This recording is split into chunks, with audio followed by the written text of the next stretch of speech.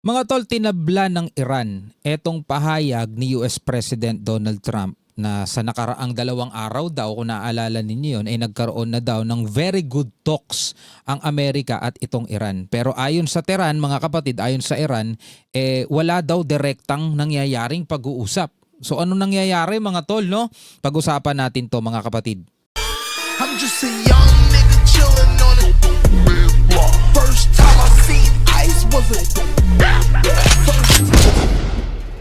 Mariing pinabulaanan mga tol ng Iran ang pahayag ni US President Donald Trump na may pag-uusap na umano sa pagitan ng Iran at ang Estados Unidos. Kung naaalala ninyo mga kapatid, sabi ni Trump, hindi daw muna aatake ang Amerika sa loob ng 5 araw. Postpone daw muna yung mga planned attack ng Amerika dito sa Iran. Dahil nga daw nagkakaroon ng pag-uusap sa pagitan ng Washington at Tehran. Pero mga kapatid, ayon sa speaker ng parlamento ng Iran na si Mohammad Bagher Ghalibaf, ang mga pahayag daw ng Estados Unidos ay fake news. Naku po, na fake news daw tayo ng Estados Unidos. So ito, panoorin natin itong balitang ito mula rito sa UNTV News and Rescue. Again mga kapatid, hindi ako ang nagbibigay ng balita sa inyo.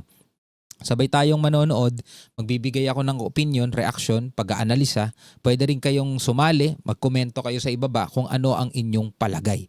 No, panoorin natin to. Walang anumang direktang pag-uusap ang Iran at Estados Unidos. Ito ang iginiit ng Iran kasunod ng pahayag ni US President Donald Trump na nagkaroon umano ng produktibong usapan ang Washington at Tehran. O, di ba? Nabasa natin lahat 'yon mga tol. Binigyan natin ng reaction 'yon. Naka-post 'yon. Sabi pa nga gano'n ni Trump, di ba? I am pleased to report, di ba? In the past few 2 days daw, nagkaroon daw ng very productive and very good talks, no, sa pagitan ng US at saka nitong Iran. Pero mga kapatid, eto na nga, etong pinapanood nating balita ngayon mga tol. Ayon sa speaker ng parlamento ng Iran na si Mohammad Bagher Ghalibaf, ang mga pahayag daw ng Estados Unidos o ni Trump mismo, dahil si Trump ang nag-report niyan, is fake news. Wala daw mga tol nangyayaring direktang pag-uusap. Kaya nga sabi rito, mariing pinabulaanan ng Iran ang pahayag ni US President Donald Trump. So anong ibig sabihin nun? Bakit ginawa ni Trump yun? Yun ba ay patunay na totoo ang mga usap-usapan, mga kumakalat sa social media, mga naririnig natin ngayon? Diba? Alam ko meron ako isang napanood kay Ted Filon yun eh. Sabing gano'n, nahimasmasan. Parang nahimasmasan daw etong si Trump. Kasi mga kapatid, nagbanta si Trump na 48 hours. Pag hindi daw binuksan ng Iran etong Hormuz, Strait of Hormuz, is bobombahin daw nila yung mga power grid ng Iran. Ang naging tugon dyan ng Iran, mga tol, kapag binomba naman ng Estados Unidos yung kanilang mga power grid, tatargetin naman daw nila yung mga desalination facilities, lalo na mga kapatid yung sa tubig, water facilities mga kapatid, dito sa sa Middle East, which is napakalaking bagay yan para sa mga bansang umaasa dito, tulad halimbawa Saudi Arabia, UAE. Wala silang mga ilog dyan mga tol.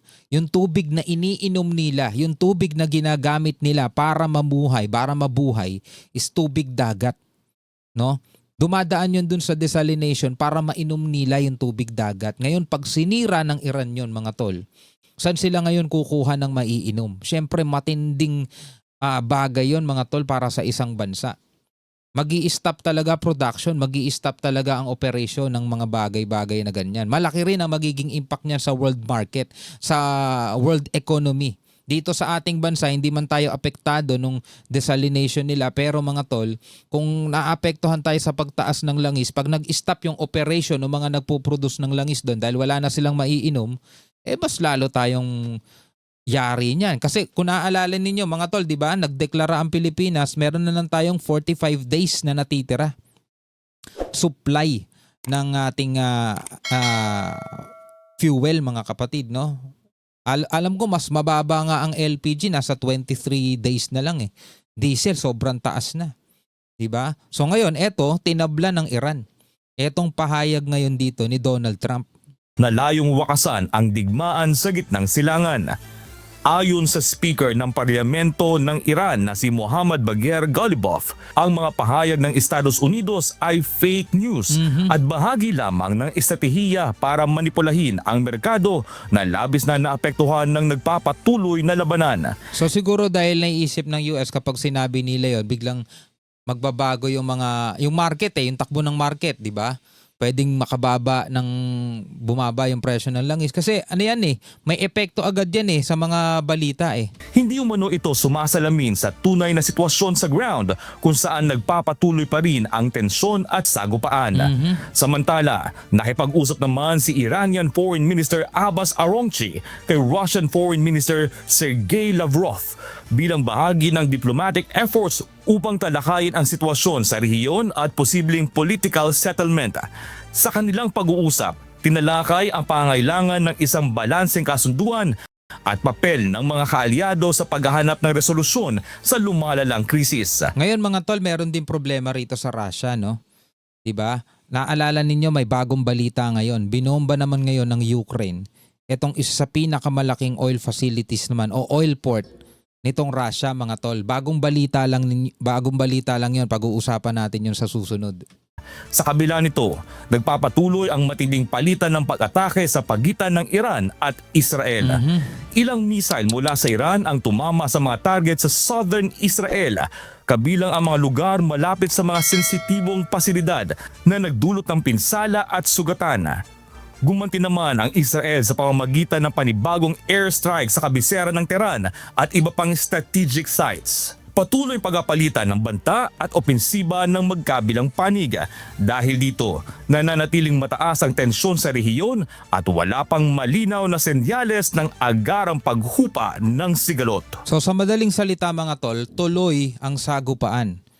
No? Hindi man umatake ang Iran ang US sa loob ng 5 araw tulad nung sinabi ni Trump na hindi daw muna sila aatake. 'Di ba? Ayon daw sa kanyang instruction, hindi daw muna magsasagawa ng military strike etong US for 5-day period, 'di ba?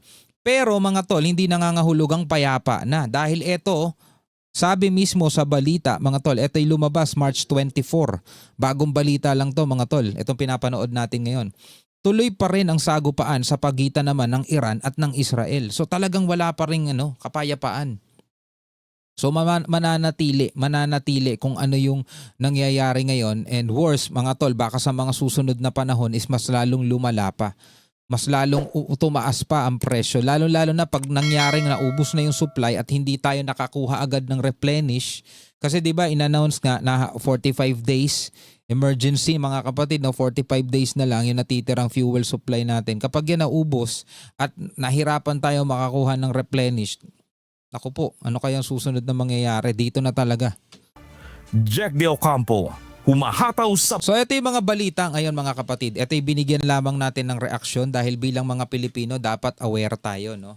Kasi yung ibang mga kababayan natin hindi pa rin ata nila alam kung anong nangyayari at pilit pa rin nilang pinupolitika. Mga tol, hindi lang sa Pilipinas nangyayari to. Meron ako nakitang news report. Sobrang haba na rin ng pila sa China, sa mga gasoline station nila. Ganon din sa ibang bansa. Hindi lang sa Pilipinas nangyayari to, pambuong mundo. So imbis na magsisihan, imbis na pag-usapan natin yung about sa politika, kung sino dapat maupo, kung sino dapat hindi. Diba? Dapat nagkakaisa ang bawat isa. At dapat ito'y ginagawan talaga ng solusyon ngayon ng ating gobyerno.